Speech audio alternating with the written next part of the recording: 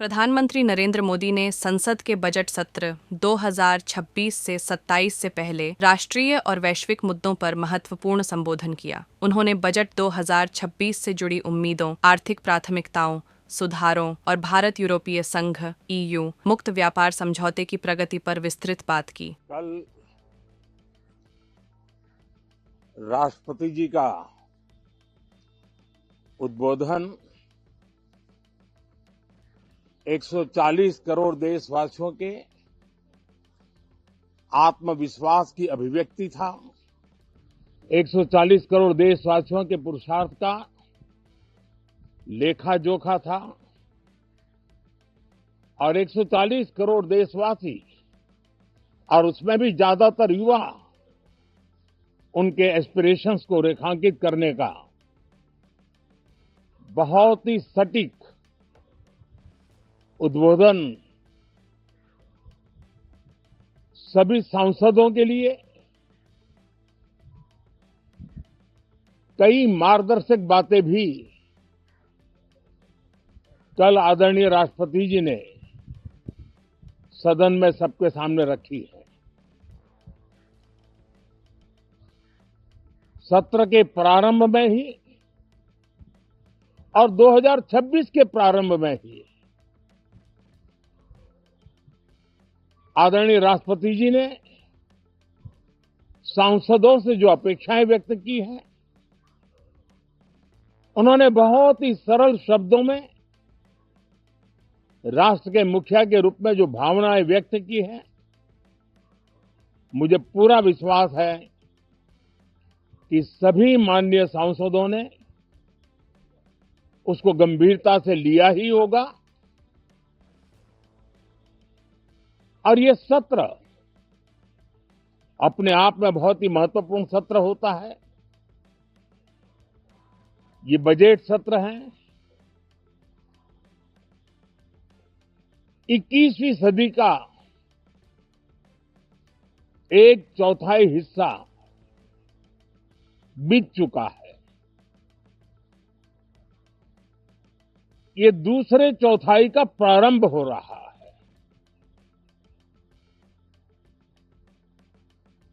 और 2047 विकसित भारत के लक्ष्य को प्राप्त करने के लिए ये महत्वपूर्ण 25 वर्ष का दौर आरंभ हो रहा है और ये दूसरे क्वार्टर का, इस शताब्दी की दूसरे क्वार्टर का ये पहला बजट आ रहा है और वित्त मंत्री निर्मला जी देश की पहली वित्त मंत्री ऐसी है, महिला वित्त मंत्री ऐसी है जो लगातार 9वीं बार देश के संसद में बजट प्रस्तुत करने जा रही है। ये अपने आप में एक गौरव पल के रूप में भारत के संसदीय इतिहास में रजिस्टर हो रहा है। साथियों, ये 20 वर्ष का प्रारंभ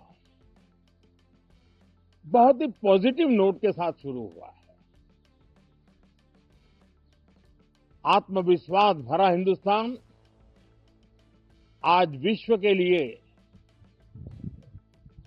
आशा की किरण भी बना है, आकर्षण का केंद्र भी बना है। इस क्वार्टर के प्रारंभ में ही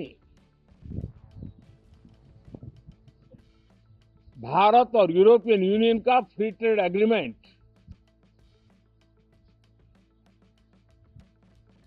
आने वाली दिशाएं कितनी उज्जवल है, भारत के युवाओं का भविष्य कितना उज्जवल है, उसकी एक झलक है। ये free trade for ambitious Bharat है। ये free trade for aspirational youth है। ये फ्री ट्रेड फॉर आत्मनिर्भर भारत है और मुझे पक्का विश्वास है, खास करके जो भारत के मैन्युफैक्चरर्स हैं, वे इस अवसर को अपनी क्षमताएं बढ़ाने के लिए करेंगे। और मैं सभी प्रकार के उत्पादकों से यही कहूंगा कि जब भारत यूरोपियन यूनियन के बीच मदर ऑफ ऑल डील्स जिसको कहते हैं, वैसा समझौता हुआ है, तब मेरे देश के उद्योगकार, मेरे देश के मैन्युफैक्चरर्स अब तो बहुत बड़ा बाजार खुल गया, अब बहुत सस्ते में हमारा माल पहुंच जाएगा, इतने भाव से वो बैठे न रहे। ये एक अवसर है और इस अवसर का सबसे पहला मंत्र ये होता है कि हम क्वालिटी पर बल दें। हम अब जब बाजार खुल गया है तो उत्तम से उत्तम क्वालिटी लेकर के बाजार में जाएं, और अगर उत्तम से उत्तम क्वालिटी लेकर के जाते हैं तो हम यूरोपियन यूनियन के 27 देशों के खरीदारों के पैसे ही कमाते इतना नहीं, क्वालिटी के कारण से हम उनका दिल जीत लेते हैं और वो लंबे अरसे तक प्रभाव रहता है, उसका दशकों तक उसका प्रभाव रहता है।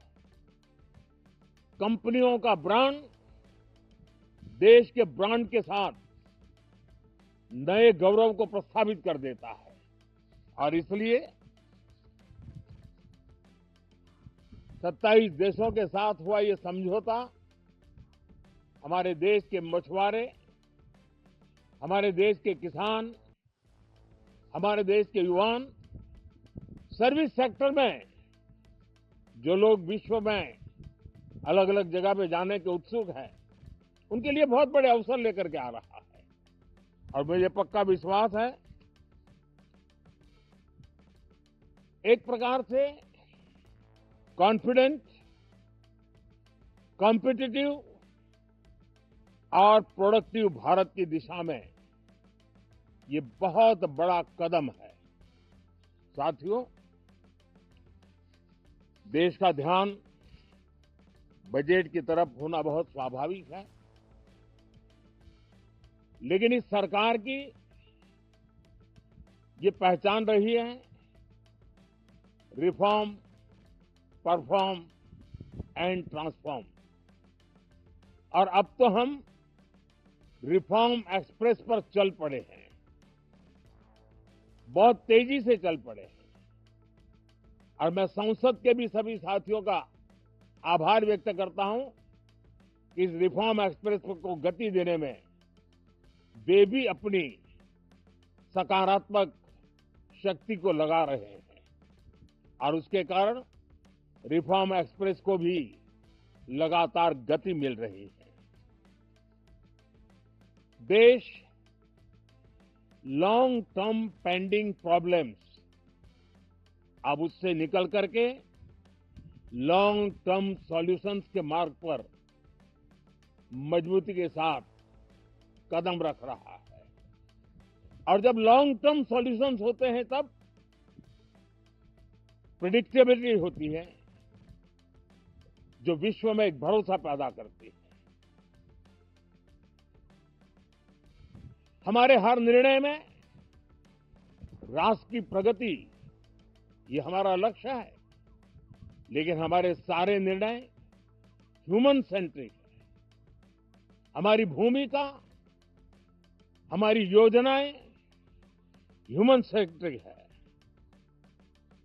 हम टेक्नोलॉजी के साथ स्पर्धा भी करेंगे, हम टेक्नोलॉजी को आत्मसात भी करेंगे, हम टेक्नोलॉजी के सामर्थ्य को स्वीकार भी करेंगे, लेकिन उसके साथ साथ हम मानव केंद्रीय व्यवस्था को जरा भी कम नहीं आंकेंगे। हम संवेदनशीलता की महत्व को समझते हुए टेक्नोलॉजी की जुगलबंदी के साथ आगे बढ़ने के व्यू के साथ आगे सोचेंगे। जो हमारे टीकाकार रहते हैं साथी, हमारे प्रति पसंद नापसंद का रवैया रहता है और लोकतंत्र में बहुत स्वाभाविक है। लेकिन एक बात हर कोई कहता है कि सरकार ने लास्ट माइल डिलीवरी पर बल दिया है। योजना फाइलों तक नहीं, लाइव तक पहुंचाने का प्रयास रहता है और यही हमारी जो परंपरा है उसको हम आने वाले दिनों में रिफॉर्म एक्सप्रेस में नेक्स्ट जनरेशन रिफॉर्म के साथ आगे बढ़ाने हैं। भारत की डेमोक्रेसी और भारत की डेमोग्राफी आज दुनिया के लिए एक बहुत बड़ी उम्मीद है। तब इस लोकतंत्र के मंदिर में हम विश्व समुदाय को भी कोई संदेश दें हमारे सामर्थ्य का, हमारे लोकतंत्र के प्रति समर्पण का, लोकतंत्र की प्रक्रिया के द्वारा हुए निर्णयों का सम्मान करने का ये अवसर है और विश्व इसको जरूर स्वागत भी करता है, स्वीकार भी करता है। आज जिस प्रकार से देश आगे बढ़ रहा है, आज समय व्यवधान का नहीं है, आज समय समाधान का है। आज प्राथमिकता व्यवधान नहीं है, आज प्राथमिकता समाधान है। आज भूमिका व्यवधान के माध्यम से रोते बैठने की नहीं है, आज हिम्मत के साथ समाधानकारी निर्णयों का कालखंड है। मैं सभी माननीय सांसदों से आग्रह करूंगा कि वे आएं, राष्ट्र के लिए आवश्यक समाधानों के दौर को हम गति दें, निर्णयों को हम शक्ति दें और लास्ट माइल डिलीवरी में हम सफलतापूर्वक आगे बढ़ें। साथियों, आप सबका बहुत बहुत धन्यवाद, बहुत बहुत शुभकामनाएं।